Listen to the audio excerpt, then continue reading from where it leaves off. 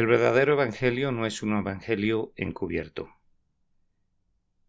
Este sermón fue predicado el domingo 4 de junio de 1882 en el Tabernáculo Metropolitano en Newington por Charles Haddon Spurgeon. Pero aún así nuestro evangelio está encubierto.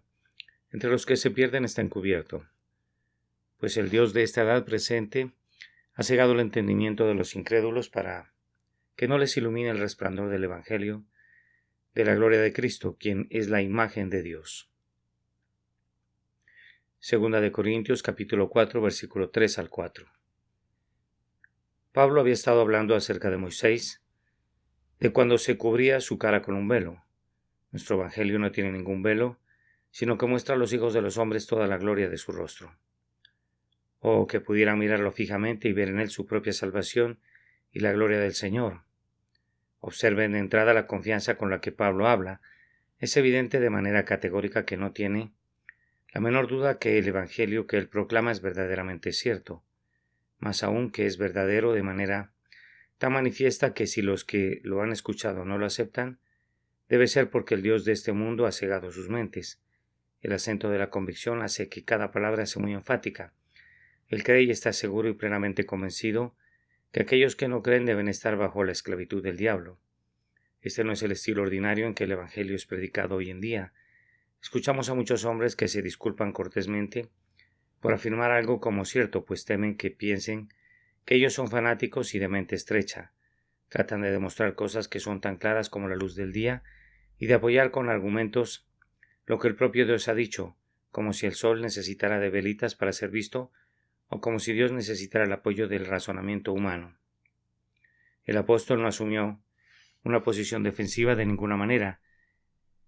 Llevó la guerra a las filas enemigas y puso sitio a los incrédulos. Traía una revelación de Dios y cada una de sus palabras planteaba un reto a los hombres. Esta es la palabra de Dios. Tienen que creerla porque si no lo hacen incurrirán en pecado y probarán que están perdidos y que están bajo la influencia del diablo. Cuando el evangelio era predicado en ese estilo real, prevalecía con poder y aniquilaba toda oposición. Por supuesto que algunos ponían objeciones. ¿Qué va a decir este charlatán?, decían. Esta era una pregunta común, pero los mensajeros de la cruz ponían un alto a los que objetaban, pues simplemente seguían declarando el evangelio glorioso. Su única palabra era: esto viene de Dios. Si creen serán salvos, si lo rechazan, serán condenados. No mostraban escrúpulos al respecto, sino que hablaban como hombres que creían en su mensaje y estaban convencidos que el mensaje dejaba a los incrédulos sin excusa alguna. Nunca alteraron su doctrina o suavizaron el castigo por rechazarlo. Como fuego en medio de la hojarasca, el evangelio consumía todo lo que estaba a su alrededor cuando se predicaba como la revelación de Dios. Hoy no se propaga con la misma velocidad porque muchos de sus maestros han adoptado, según ellos, métodos más sofisticados. Tienen menos certidumbre y más indiferencia, y por lo tanto razonan y argumentan allí donde deberían proclamar y afirmar. Algunos predicadores pasan el rastrillo sobre toda la tontería, sobre lo que el hombre científico o no científico quiere comentar, y se pasan la mitad de su tiempo tratando de responder. ¿Qué sentido tiene desatar los nudos que son atados por los escépticos? Simplemente van a atar más. No le corresponde a mi mensajero discutir acerca de mi mensaje, sino entregarlo fielmente como mensaje mío y dejar las cosas así. Si regresamos a la vieja plataforma y hablamos con el mensaje de Dios, no habremos hablado en vano, ya que Él honrará su propia palabra. El predicador debe hablar en nombre de Dios, o mejor que se calle. Hermano mío, si el Señor no te ha enviado con un mensaje, vete a la cama o a la escuela, o dedícate a tus cultivos, porque ¿qué importa lo que tú tienes que decir si solo sale de ti? Si el cielo te ha dado un mensaje, proclámalo, como tiene que hacerlo el que es llamado a ser la boca de Dios. Si inventamos nuestro propio evangelio en el camino, producto de nuestras cabezas, y componemos nuestra propia teología, como los boticarios preparan sus compuestos de medicinas, tenemos una tarea sin término frente a nosotros, y el fracaso nos mira a la cara. Hay de la debilidad del ingenio humano y de la falacia del razonamiento de los mortales, pero si tenemos que entregar lo que Dios declara, tenemos una simple tarea que nos llevará a grandiosos resultados, pues el Señor ha dicho: así será mi palabra que sale de mi boca, no volverá a mí vacía. ¿Dónde aprendió el apóstol a hablar de manera tan positiva? En el primer versículo de este capítulo nos dice: por esto, teniendo nosotros este ministerio, según la misericordia que nos fue dada, no desmayamos. Él mismo había sido una vez un perseguidor y había sido convencido de su error cuando se le apareció el Señor Jesús. Este fue un gran acto de misericordia. Ahora él sabía que sus pecados le habían sido perdonados. Él sentía en su propio corazón que era un hombre regenerado, cambiado, limpiado, creado de nuevo, y esto era para él una evidencia contundente que el Evangelio era de Dios. Para él, de cualquier manera, el Evangelio era una verdad comprobada, que no necesitaba ninguna otra demostración que el efecto maravilloso que había ejercido sobre él. Habiendo recibido él mismo la misericordia, juzgaba que otros hombres también necesitaban esa misericordia igual que él, y que el mismo Evangelio que había traído luz y consuelo a su propia alma, les traería la salvación también a ellos. Esto le animaba para su trabajo. Esta conciencia que tenía le impulsaba a hablar como alguien que tiene autoridad. No dudaba en lo más mínimo, pues hablaba lo que había experimentado. Amigos, nosotros no solamente entregamos un mensaje que creemos que es de Dios, sino que decimos lo que ha sido probado y comprobado dentro de nuestras propias almas. Para un predicador no convertido, debe ser un aprieto terrible, pues no tiene la evidencia de la verdad que se proclama. Un hombre que no conoce el efecto del Evangelio en su propio corazón debe soportar mucha ansiedad cuando predica el Evangelio. En realidad, ¿qué sabe del Evangelio si nunca ha sentido su poder? Pero si ha sido convertido por su mediación, entonces tiene mucha confianza y no será perturbado por las preguntas y estratagemas de los que se le oponen. Su conciencia más íntima lo fortalece durante la predicación del mensaje. Nosotros debemos sentir también la influencia de la palabra para que podamos decir lo que conocemos y dar testimonio de lo que hemos visto. Habiendo recibido misericordia, no podemos sino hablar de esa misericordia positivamente, como una cosa que hemos probado y experimentado, y sabiendo que es Dios quien nos ha dado la misericordia, no podemos sino hablar deseando ansiosamente que otros también puedan participar de la gracia divina. Ahora vamos a reflexionar sobre nuestro texto. Nuestra primera observación será: el Evangelio es en sí mismo una gloriosa luz, pues en el versículo 4 Pablo habla de la luz del Evangelio glorioso de Cristo. En segundo lugar, este Evangelio es en sí mismo comprensible y sencillo. En tercer lugar, si lo predicamos como debemos predicarlo, lo mantendremos comprensible y no lo mancharemos con sabiduría del mundo. Y en cuarto lugar, si es en sí mismo una gran luz, y si es en sí mismo claro, y si la predicación es clara, entonces si los hombres no lo ven es porque están perdidos. Es un signo fatal que los hombres no pueden percibir la luz del Evangelio de Jesucristo. En primer lugar, pues, el Evangelio es en sí mismo una gloriosa luz. En innumerables lugares del Nuevo Testamento es descrito de esta manera: esta es la luz que ha venido al mundo, porque las tinieblas van pasando y la luz verdadera ya está alumbrando. Observen que esta luz revela la gloria de Cristo. Así lo traducen claramente las nuevas versiones de la Biblia: el resplandor del Evangelio de la gloria de Cristo. Los judíos tenían una forma diferente de expresarse que los griegos, y las traducciones antiguas teñidas de la forma judía de ver las cosas presentaban el versículo así: el Evangelio glorioso de Cristo. Pero si se toma directamente del griego, entonces la traducción es el resplandor del Evangelio de la gloria de Cristo. Ambas traducciones son válidas, pero la segunda transmite la idea de manera plena, con un sentido de frescura que es digna de tomarse en cuenta. El Evangelio revela la gloria de Cristo. Nos dice que Él es el eterno Hijo del Padre y que todas las cosas fueron hechas por medio de Él, y que todas las cosas fueron creadas para Él y que por su causa continúan existiendo. Tomadas aisladamente, estas cosas pudieron no haber sido buenas noticias para nosotros, porque siempre es bueno que la criatura esté informada acerca de su Creador, pero el Evangelio va más allá y nos revela que este siempre bendito Hijo del Altísimo vino a la tierra en su infinita misericordia, tomó nuestra naturaleza y nació en Belén, y se convirtió en un hombre verdadero, así como verdadero de Dios. Esta era la primera nota del Evangelio, y había tanto deleite en ella que motivó a cantar a todos los ángeles en el cielo, y los pastores que cuidaban los rebaños durante la noche escucharon los villancicos de la primera Navidad que brotaban del cielo de medianoche: gloria a Dios en las alturas, y en la tierra paz entre los hombres de buena voluntad. Que Dios se hiciera hombre solo podía significar paz en el hombre. Que el heredero de las glorias se encarnara en su raza solo podía significar misericordia para el culpable. Que quien ha sido ofendido asuma la naturaleza del ofensor deben ser buenas nuevas para nosotros. Así vibró con dureza la primera música del Evangelio puro, que alegró el oído de la humanidad. El Señor Dios omnipotente se convirtió en Emmanuel, que significa Dios con nosotros, porque un niño nos es nacido, un hijo nos es dado, y el dominio estará sobre su hombro. Se llamará su nombre admirable. Este es el principio del Evangelio de la gloria de Cristo. Él obtuvo una mayor gloria al despojarse de su divina gloria. Mas aún el Evangelio nos dice que este mismo Dios fuerte, Padre eterno, Príncipe de paz, habitó aquí entre los hombres, predicando y enseñando y haciendo milagros de misericordia sin igual, en todas partes mostrándose a sí mismo como el hermano del hombre, compasivo y tierno y manso, recibiendo aún a los más humildes del pueblo, inclinándose a los más pequeños de la raza humana. Está escrito: se acercaban a él todos los publicanos y pecadores para oírle, y de nuevo tomó a los niños en sus brazos y los bendijo y dijo: dejad a los niños venir a mí y no se los impidáis. Una buena nueva acerca de todo lo que él hizo, y una gloria que los hombres que son puros de corazón ven y admiran. Su vida fue una buena nueva, era algo nuevo y lleno de gozo que Dios habitara entre los hombres y que fuera hallado en condición de hombre.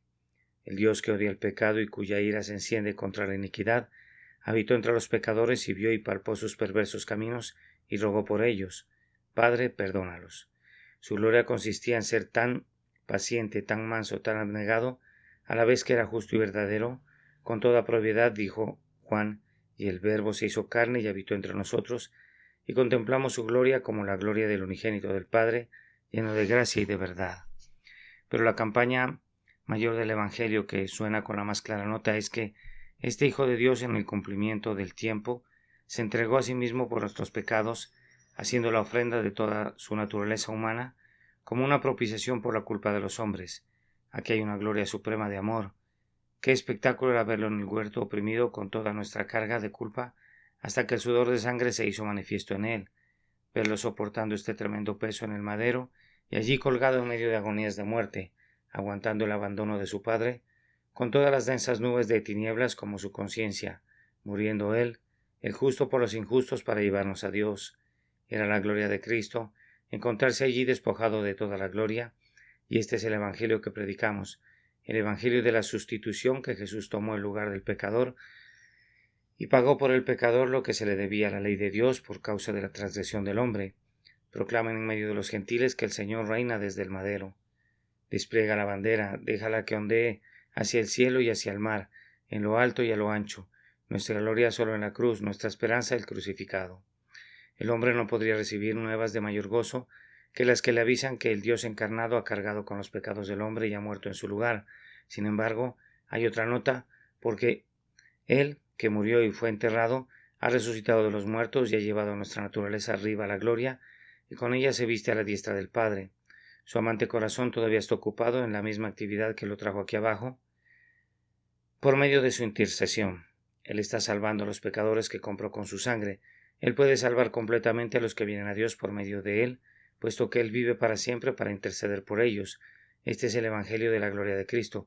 Es la gloria de nuestro Señor ser el mediador entre el hombre y Dios, intercediendo por los injustos, usando como su argumento contundente la sangre que Él ha derramado. Pero no debo hacer de lado el hecho de quien ahora intercede por los pecadores en la gloria vendrá pronto otra vez para juntar a los suyos en Él, para llenarlos de la plenitud de su gloria y para llevarlos para estar con Él arriba donde Él se encuentra.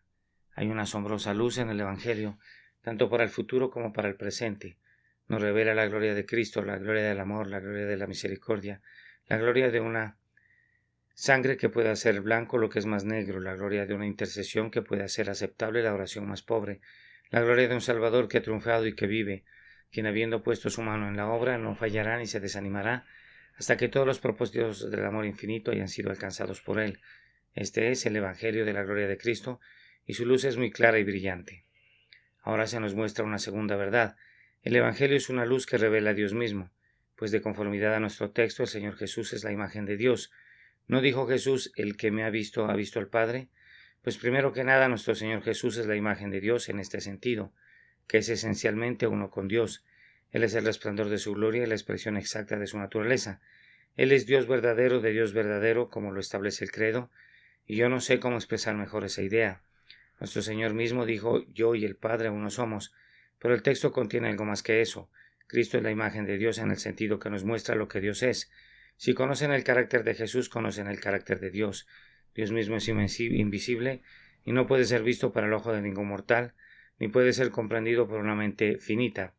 De hecho, no puede ser conocido verdaderamente de ninguna manera, excepto por la naturaleza y la enseñanza del Espíritu Santo.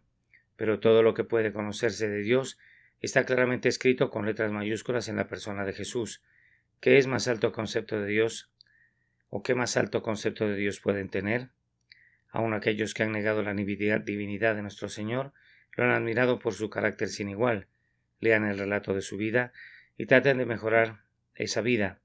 ¿Pueden indicar algo que debe quedar fuera o algo que deba ser agregado?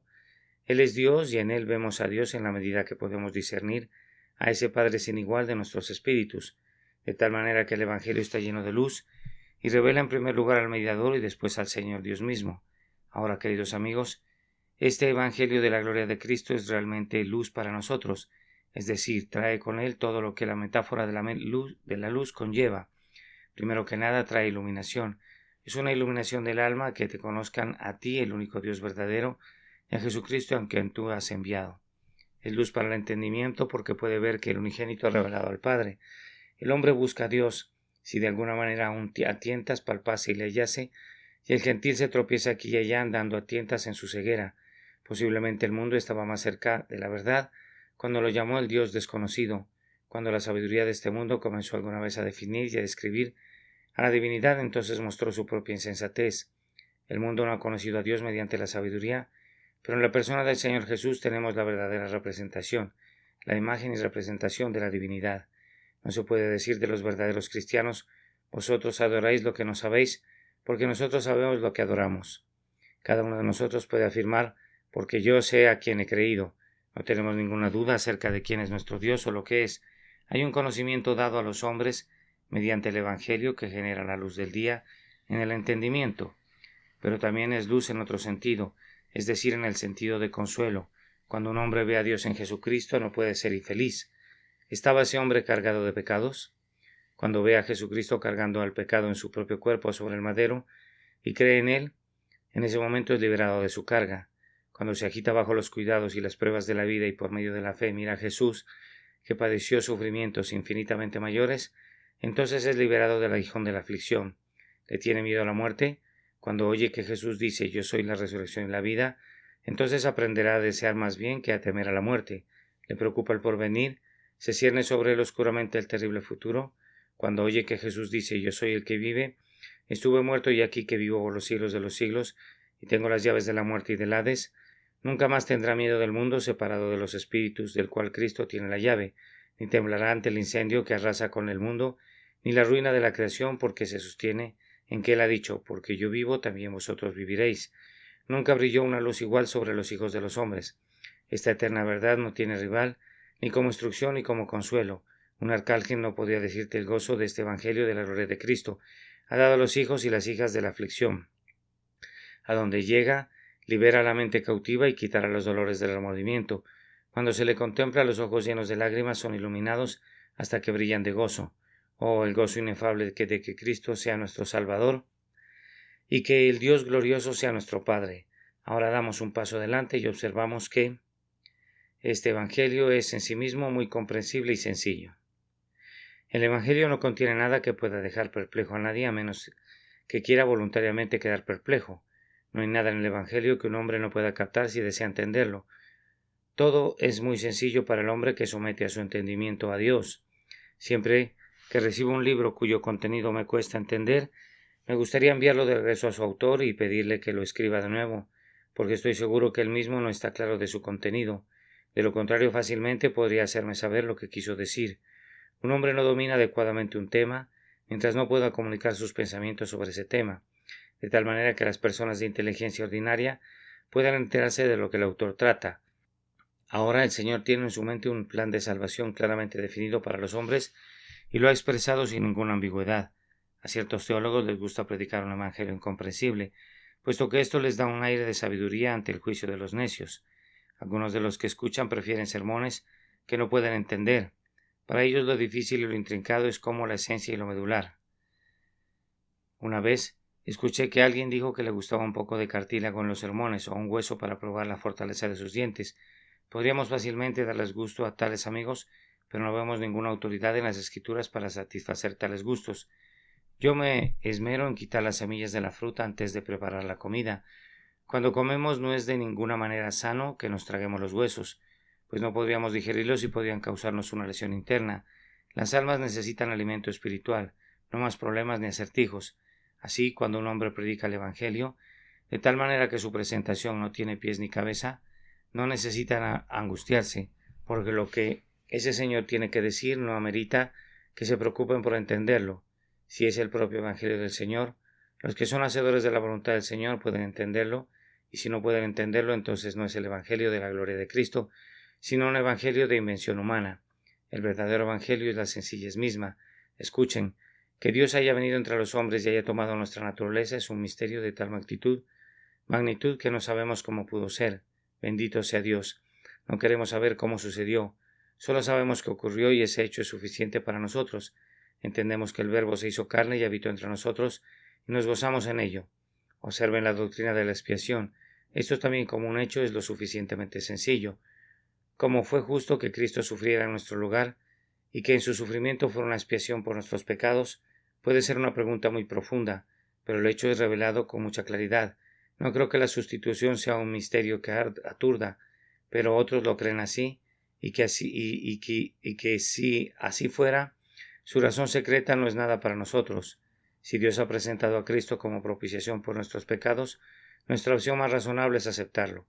No necesitamos pelearnos con la gracia solo porque no podemos entender todo acerca de ella. Es más sabio comer todo lo que supone frente a nosotros que morir de hambre, debido a que no conocemos todos los secretos de la cocina. No se me pide que entienda cómo nos justifica Dios en Cristo, pero sí se me pide que crea que lo hace. Ese hecho es lo suficientemente sencillo y es objeto de fe. Que Jesús tenga que sufrir en mi lugar es una simple verdad, y en ella no hay ninguna oscuridad. Esa preciosa doctrina que somos justificados por fe, que todo el mérito que tiene la gloriosa obra de Cristo se transfiere a nosotros simplemente por nuestra fe. ¿Hay algo difícil en eso? Sé que los hombres pueden cavilar hasta tener el rostro ennegrecido, pero la doctrina es obvia. A veces las personas preguntan ¿qué es creer? Pues es confiar, depender, apoyarse fiarse de, eso es todo. ¿Hay algo difícil acerca de eso? ¿Quieres ponerte lentes para poder ver esa verdad? ¿Te tomará una semana asimilar esa idea? No. El hecho de que Dios se hizo carne y habitó entre nosotros y hallándose en condición de hombre se humilló a sí mismo, haciéndose obediente hasta la muerte por nuestra causa, y que ahora nos pide simplemente que creamos en Él y viviremos, es una verdad tan sencilla como cualquier otra en la esfera del conocimiento. A algunas personas les gustaría un evangelio de perplejidad. Ellos prefieren un poco de confusión del intelecto. Les encanta deambular en medio de una bruma luminosa en la que nada está definido de manera clara. Piensan que siguen adelante cuando dejan a otros atrás, mientras escalan un absurdo sublime. Ahora supongamos que el Evangelio contiene terribles misterios y está plagado de asuntos difíciles de entender. Supongamos que requiere previamente la lectura completamente de 18 volúmenes antes de poder entenderlo. Supongamos que requiere de precisión matemática y de elegancia clásica antes de poder verlo. Siendo así, millones de personas no podrían ir al cielo porque nunca han leído ni siquiera un volumen y por tanto no serían capaces de digerir una biblioteca. Algunos hombres están tan ocupados y algunos tienen un cerebro de tal naturaleza que nunca podrán ser estudiantes profundos, y si el Evangelio requiriera de ellos una reflexión profunda y una amplia investigación, ellos se darían por vencidos y por perdidos. Si los hombres necesitaran ser filósofos para poder ser cristianos, la mayoría de los cristianos estaría fuera del límite de la esperanza. Si las masas del pueblo tuvieran que leer mucho antes de poder captar la idea de la salvación por la fe, en Cristo Jesús nunca captarán esa idea. Nunca la captarían, perecerían inevitablemente. ¿Y les gustaría a ustedes, sabios, que ellos perecieran? Me temo que muchos de ustedes se preocupan menos por eso que por los créditos que puedan recibir por su talento y por sus ideas. Con el objeto de definir un profundo evangelio pequeño, solo para ustedes están dispuestos a cavar un foso alrededor de la cruz para impedir el paso de la vulgar muchedumbre. Ese no es el Evangelio en el Espíritu del Señor Jesús. Tengan mucho cuidado de que no se les escape la verdad a ustedes mismos. Me temo que mientras ustedes están buscando a tientas el picaporte de la puerta del cielo, el pueblo que ustedes desprecian estará adentro ya cantando «Gloria, aleluya, hemos encontrado al Salvador». El Señor permite que el discutidor de este mundo se tropiece, mientras que quienes reciben como niños el reino de Dios descubren el gran secreto y se gozan en él.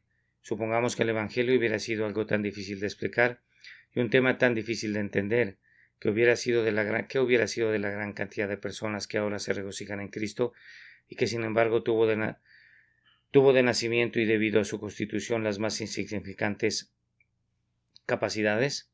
Es maravilloso ver cómo alguien apenas por encima de la capacidad de un idiota puede comprender el Evangelio. Es una bendición que así sea. He escuchado acerca de un pobre muchacho a quien sus maestros habían estado instruyendo por años y un día le dijeron: «Bien, Santiago, dinos, ¿tienes un alma?» «No, no tengo alma». Sus maestros creyeron que habían desperdiciado su tiempo, pero cambiaron de opinión cuando él agregó: «Yo tuve un alma una vez y la perdí, y Jesucristo vino y la encontró, y yo dejé que él se quedara con ella». Ese es un mejor evangelio que el que recibimos de muchos teólogos refinados. Santiago tenía todo el tema en sus manos. Cristo había encontrado su alma y él se la estaba guardando. A él, que no fallara en guardar lo que hemos entregado en sus manos, aplaudimos de gozo porque el Evangelio revela el camino directo del hombre al cielo y hace sabio para la salvación al más analfabeta. Es pastorcito de la llanura de la catedral de Salisbury y la hija del lechero pueden sentir su poder tan plenamente como una princesa. Supongamos que el Evangelio fuera difícil de entender. ¿Qué haríamos en nuestro lecho de muerte? Muchas veces nos llaman de emergencia para atender a personas que han sido negligentes en buscar la gracia y se están muriendo en la ignorancia. Es una tarea terrible para nosotros tener que explicarles el camino cuando ya están entrando en el oscuro descenso a la muerte. Cuando la lámpara aún arde, tenemos esperanzas y por tanto procedemos a explicar el camino por el cual el pecador puede retornar a Dios. ¿Acaso no es bueno tenerlo resumido en pocas frases y poder expresarlo con palabras comunes? Les decimos que Jesucristo vino al mundo para salvar a los pecadores y que cualquiera que crea en él no morirá, sino que vivirá para siempre. ¿Qué podríamos hacer si el Evangelio no fuera así de simple? ¿Tengo que tener una carretilla y llevarla conmigo de arriba para abajo y llevar a cada moribundo media docena de folios en latín? Nada de eso. Estos versos de Cowper, citados muy a menudo, plantean las sencillez del Evangelio y reprenden a quienes lo rechazan por esta razón. Oh, cuán diferente del complicado trabajo del hombre es el sencillo plan del cielo, sin artificios, sin complicaciones. No tiene gracias y falsas que puedan engañar, ni postizos ornamentos que congestionen su estructura, libre de ostentación y de debilidad. Se extiende como la bóveda celeste que contemplamos, majestuoso en su propia sencillez. Escritas arriba del portal a lo lejos destacan como el brillo de una estrella, legibles solo con la propia luz que dan, las palabras que dan vida: cree y vive. Muchos ofendidos por lo que les debía agradar desprecian la dirección sencilla y así están perdidos. El cielo así descrito, claman con orgulloso desdén, increíble, imposible y sin sentido. Se rebelan porque es muy fácil obedecerlo y se burlan por el gusto del camino lleno de gracia. En tercer lugar, si lo predicamos como debemos predicarlo, lo mantendremos comprensible.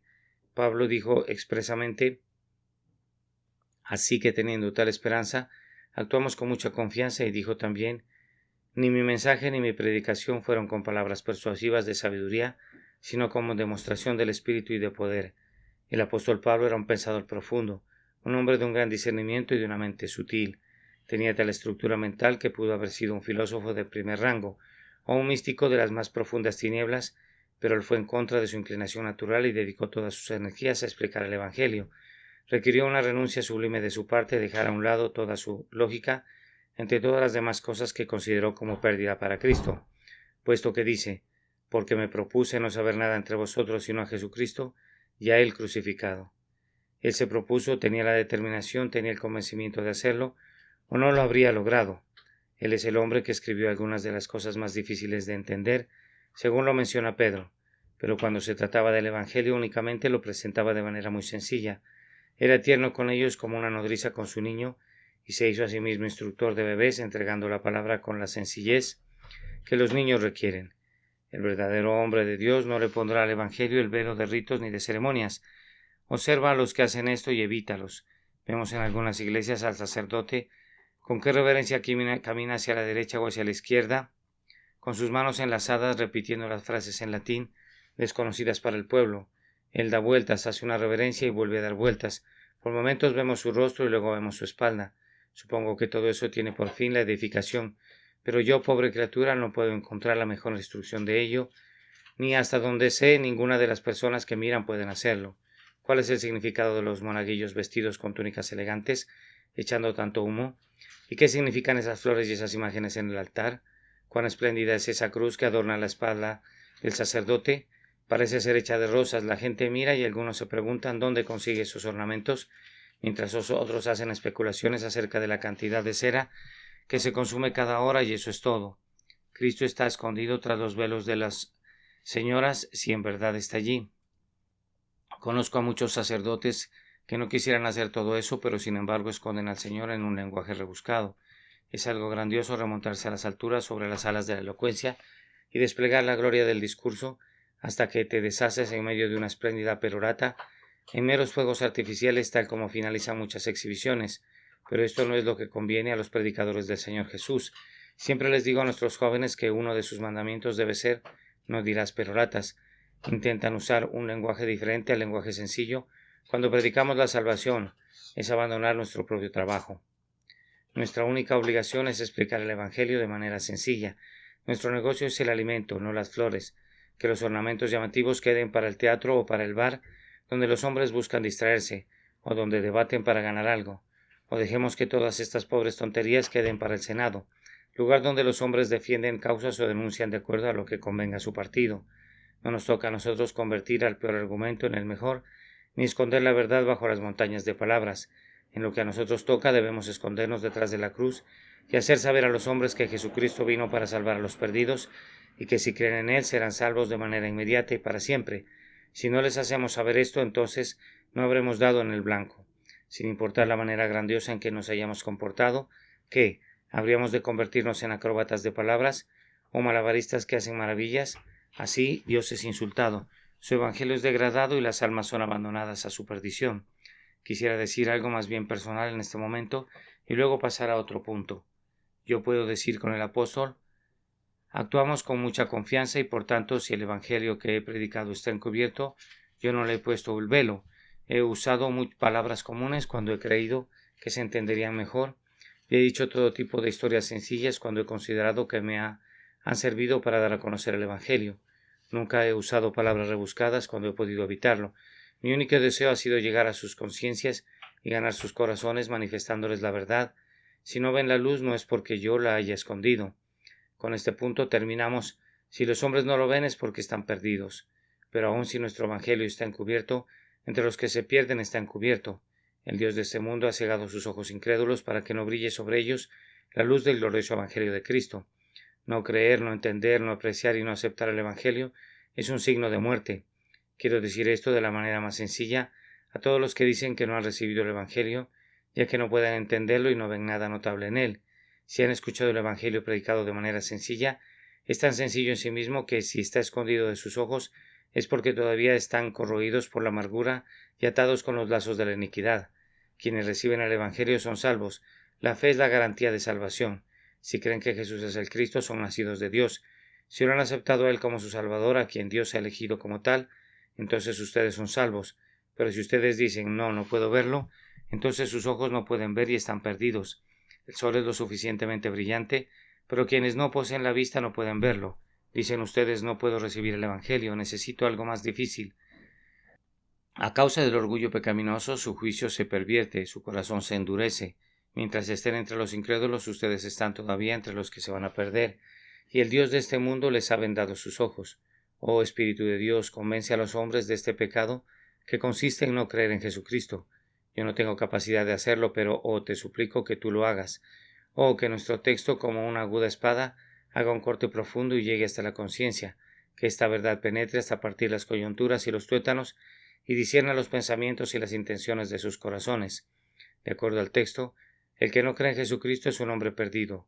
Dios te ha perdido, no eres su siervo. La Iglesia te ha perdido, tú no trabajas para la verdad.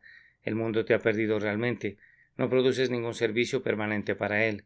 Tú te has perdido a ti mismo del derecho del gozo del cielo. Tú estás perdido, perdido, perdido, como el hijo pródigo cuando estaba lejos de la casa de su padre, y como la oveja perdida cuando se separó de su rebaño. No es solamente que te vas a perder, sino que estás perdido, pues el que no cree ya ha sido condenado, porque no ha creído en el nombre del unigénito Hijo de Dios. Graba esas 4 palabras en tu conciencia. Ya has sido condenado, perdido aún ahora. Estás pereciendo, es decir, gradualmente estás entrando en esa condición en la cual vas a vivir para siempre, como quien ha muerto ante Dios y que se ha convertido en alguien completamente inútil y muerto. Es una verdad sobrecogedora que esto se comprueba por medio del hecho que no entiendes el Evangelio, o que si lo entiendes no lo valoras, no ves ni belleza ni gloria en él, o si lo aprecias en cierta medida y ves alguna gloria en él, sin embargo nunca ha provocado tu afecto o ha traído tu corazón a esa su gran persona. En una palabra, no has llegado a confiar en Jesús. Él es el único en quien puedes confiar y sin embargo lo rechazas. Es la cosa más sencilla del mundo confiar en Cristo, y sin embargo no quieres hacer eso que es tan sencillo. Debes confiar en Él de inmediato. No te demores para hacerlo y sin embargo lo has propuesto por años. Si la fe trae la salvación, ¿por qué no obtener la salvación? ¿Por qué permanecer todavía en la incredulidad sin creer en la más gloriosa verdad que Dios ha revelado al hombre sin creer en eso que te atreves a negar? Oh, qué terrible condición es esa, permanecer voluntariamente en la oscuridad cerrando tus ojos a la luz. Ciertamente estás perdido. El apóstol explica cómo termina un hombre en esa condición. Nos dice que Satanás, el Dios de este mundo, ha cegado su mente. Qué tremendo pensamiento es que Satanás pretenda ser un Dios. Cristo es la imagen de Dios, Satanás pretende imitar a Dios. Él remeda a Dios y tiene un poder usurpado sobre las mentes y los pensamientos de los hombres. Para mantener su poder se asegura de que sus víctimas del engaño no vean la luz del Evangelio. Los velos que él utiliza son aprobados por los corazones egoístas de los hombres, pues él razona así. Si te conviertes en cristiano, nunca progresarás en el mundo. Tapa cada uno de tus ojos con una moneda de oro, y entonces no puedes ver a pesar de que el sol brilla con la intensidad del mediodía. El orgullo ata una banda de seda alrededor de tus ojos, y así nuevamente la luz no puede pasar. Satanás susurra, si te vuelves cristiano, se van a burlar de ti. Así aísla a su víctima por temor al ridículo. Tiene muchos mecanismos ingeniosos mediante los cuales pervierte el juicio de los hombres, hasta que les impide ver lo que es totalmente evidente y no pueden creer lo que es incuestionable. Hace que ganar el cielo parezca algo que no es digno de considerarse cuando se compara con la pequeña pérdida que la religión puede implicar. Le oculta al alma la bendición del pecado perdonado, la adopción en la familia de Dios y la certeza de la gloria eterna, echando polvo en sus ojos para que el alma no pueda mirar verdaderamente las cosas. ¿Qué puedo decir para terminar sino esto? ¿Hay algunos perdidos entre ustedes?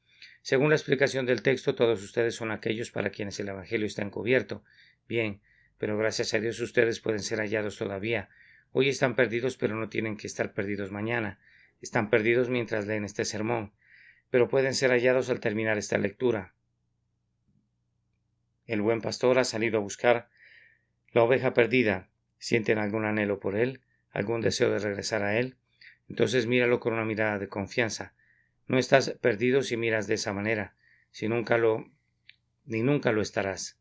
El que cree en Jesús es salvo y es salvo eternamente. ¿Tiene alguno de ustedes los ojos vendados? ¿Tus ojos están vendados? Si el Evangelio está encubierto para ti de tal forma que no ves su claridad. Pero no tienes que permanecer en la oscuridad.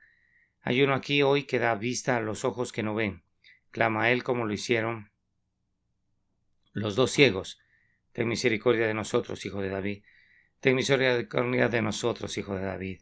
El Mesías vino precisamente para dar vista a los ciegos. Era parte de su misión cuando vino de la gloria del Padre.